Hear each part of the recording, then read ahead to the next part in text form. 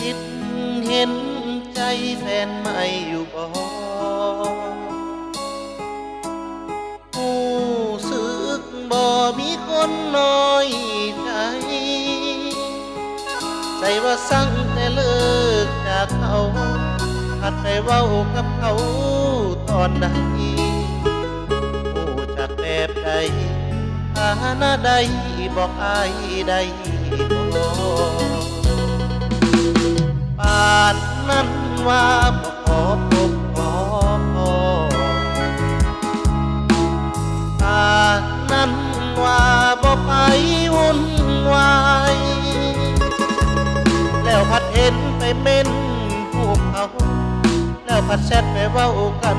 อยู่หลายมาเว้ากันน้ำอายคิดบ่ใจแฟนใหม่ก็ห่วงเด็ด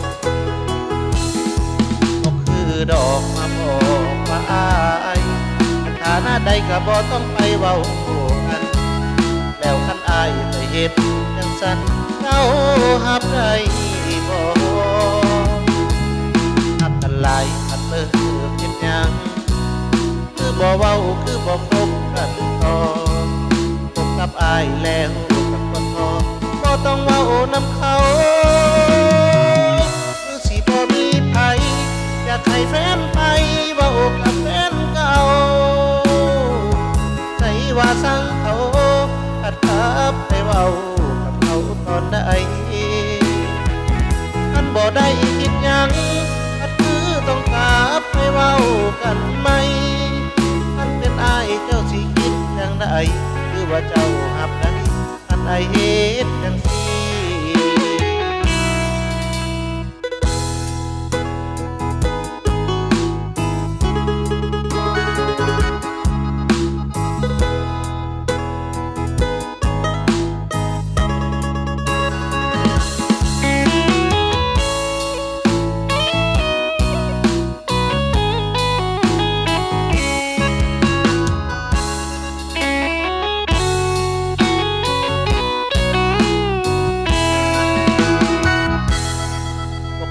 ดอกมาบอกว่าอาย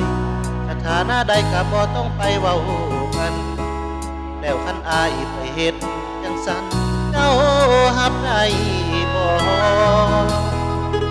หักกันหลายคันเลิกเฮ็ดหยังคือบ่เว้าคือบ่คบกันต่อคบกับอายแล้วก็ควรพอบ่ต้องเว้านำเขาคือสิบ่มีไผอยากให้แฟนไปเว้ากับแฟนเก่าใจว่าสั่งเขาขัดขับไปเว้ากับเขาตอนใดท่านบ่ได้คิดหยังขัดคือต้องขับไปเว้ากันไหมท่านเป็นอายเจ้าสิคิดจังใดหรือว่าเจ้าหับได้ท่านใดเฮ็ดจังสิท่านเป็นอายเจ้าสิคิดจังใดหรือว่าเจ้าหับได้